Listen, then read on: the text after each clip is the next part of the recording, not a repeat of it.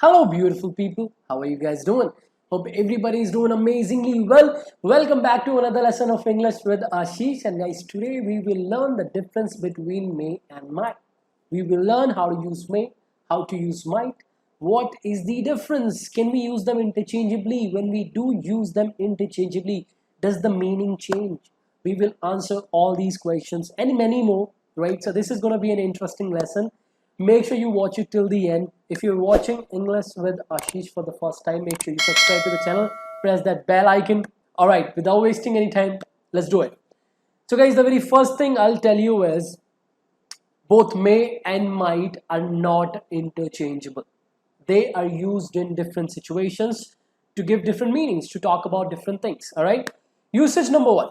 We can use may and might to talk about the possibility of an event, to talk about how possible something is. All right. Let me give you some examples and make you understand. I may go on a vacation this year. I think it is possible. I think it's going to happen. It is very likely to happen actually. I may go on a vacation this year. I'm thinking about going on a vacation this year. But can I be 100% sure? No. I'm not 100% sure, but it's very likely to happen. The possibility of happening this event is very, very good, but it is not 100%. If it was 100%, I would use will, not may. I would say, I will go on a vacation this year. But since I'm not 100% sure, I'm using may because the chances are very good. We may lose the match. Looking at the current situation of the match, the players are not performing well, the wickets have been falling. So I'm getting this feeling, I'm getting this vibe that we are going to lose the match. It is very likely to happen. Do I know for a fact that we are going to lose the match? No, I don't. I don't know that, right? I can't be 100% sure and use may. In that case, I will have to use will, right? But it is very likely to happen. I think it's going to happen. I think it is possible, right? And that is why I'm using may. Next example. Ron may lose his job because of his unprofessional behavior. Because of all the things he's been doing and all the things he's been involved into, he is going to lose his job. This is what I think. It is very likely to happen. I think it's going to happen. It is possibly going to happen. But remember, I don't know for a fact. I'm not 100% sure. It is possibly going to happen. Possibly, okay? So we use may to talk about the possibility of an action in the present or in the future. Now, when do we use might? Look at these examples. I might come to your party tomorrow. I might come to your party tomorrow. I'm not very sure. I can't say yes to it. I have a lot of things to do tomorrow.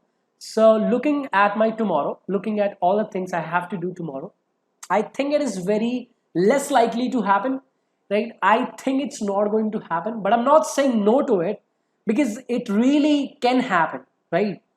But the chances of happening this event are very less likely to happen. And that's why I'm using might. Next example. She might reply to your text. I know her. She doesn't reply to people's text. So it's very likely that she's not going to reply to your text either. But it can happen. The possibility of this event is very less, but it can happen, right? I'm not saying it will not happen. It can't happen. It can happen, right? But the possibility is very less, unlikely to happen. So you will use may to talk about the possibility of an action, which is likely to happen, but you can't be 100% sure. Not sure though, right? You can't be sure. You will use might to talk about the possibility of an event or an action, which is less likely to happen, is not going to happen, probably, all right? Very low chances. Okay, so that's usage number one. Usage number two, to take and give permission. When you want to take somebody's permission or give permission, you can use may and might. What is the difference? Let's talk about it. Okay, let's look at these examples. May I join your class? So that's a very formal, that's a very polite way to take somebody's permission. May I join your class? So may I sit here? That's a very formal, very polite way to take somebody's permission, to request somebody. May I sit here? When you go to a place and you want to sit next to somebody, right? You say, may I sit here, please? Okay. Might I drink some water from your bottle? Can I use might? Yes, you can. It's not very common though. People generally use may, but you can use might. Now, should you use might? That's a different question, and the answer is no. You should not use might to take somebody's permission because it's not very common. That's not how we speak. Next example.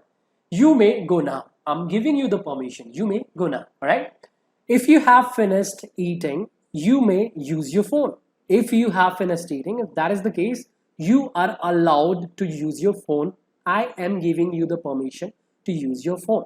So when it comes to giving permission, you don't use might, only may is used. Might is not common at all, right? So to take permission, you use may. You can use might, but we don't.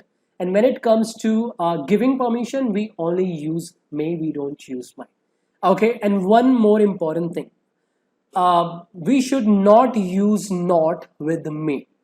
Why should we not use not with may? Let me tell you the reason.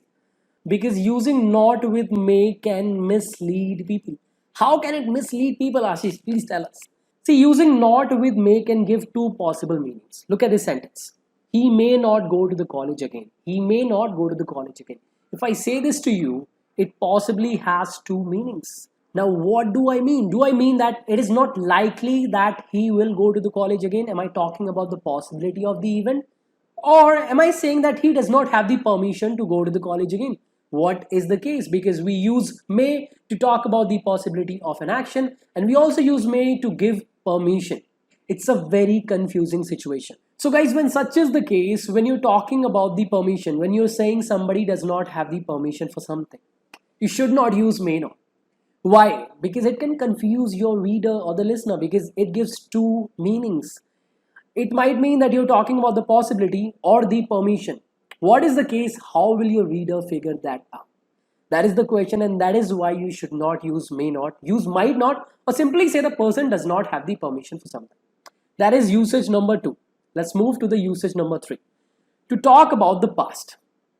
When you want to refer to the past, when you want to talk about past actions, use might. Why might? Because might is the past form of may. Alright, since it is the past form of may, we have to use might to refer to the past. Can I not use may to refer to the past? No, that is not the case. You can. But generally, we do not. That is why might is formed. This is the primary purpose of might. So use might for that, okay? Look at these examples.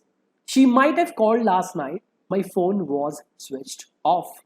It is likely that this happened. She called last night. I just did not get to know it because my phone was switched off. Can I say she may have called me last night? I can say that, but I'll not say it. I'll use might, okay? I thought you might not join me. I thought I did something. I thought in the past that you might not join me. You may not join me now. Talking about the past, use might. He said that I might be busy. He said something. I am narrating his words using the indirect speech, using my own words to say what he said. He said that I might be busy. This is the reported part. And this is the indirect speech. So the direct speech would be, he said, you may be busy. So may in the direct speech changes to might in the indirect speech. He said, you may be busy. He said that I might be busy. So that's how we use might to talk about the past, to refer to the past, right? So it's not like that we can't use may to talk about the past, to refer to the past, but we should not, right? You can use may, and people sometimes do use may, but you should not, because might is formed for that purpose, right? And we should use it, okay? Usage number 3, let's move to the last usage to talk about conditional sentences, right? To talk about hypothetical situations that are counterfactual, that are not real, we use might. We don't use may, we use might, because all these situations refer to the past. Okay, one more reason to use might. Examples. He might have lived longer if he had stopped drinking. This was possible to happen in the past. He might have lived longer, talking about the past, if he had stopped drinking, talking about a condition again in the past. If something was there, if he had stopped drinking in the past, he might have lived longer. If I knew anything about her, if this was the case, I might tell you directly. It was possible that I would tell you that. If my parents weren't coming tomorrow, if my parents were not coming tomorrow, I might be able to do that. I might have been able to come to your party if my parents weren't coming tomorrow. Right? So both may and might are very different and we should not use them interchangeably. By now you must have understood we cannot use may and might interchangeably. Both these modal auxiliary verbs are very different. They have different purposes and we should use them according to their purposes, right? So these are some common differences between may and might. May means likely to happen but unsure. You're not 100% sure, but it is very likely to happen. You think it is going to happen, but you're not 100% sure. Might means something which is very unlikely to happen. You think it's not going to happen, but again, you're not 100% sure. May is not used to refer to the past, though it can, but we generally don't use it this way. Might is used to refer to the past. Why? Because it is the past form of may. Rightfully, it should be used to refer to the past. Third difference, when you want to take permission, may is considered very formal, very polite, and you should use may to take permission. You should not use might to take permission. All right, it is not preferred, it is not common, that's not how we speak, and you should not learn and implement something which is not into practice. All right, so these are some differences between may and might.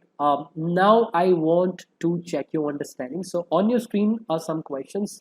I want you to try these questions, pause the video, answer these questions in the comment section below, and I'll check your answers. And if you guys have any questions, any queries, do let me know in the comment section below. And I'll see you guys very soon. Till then, keep learning, have fun. I love you all. Bye-bye.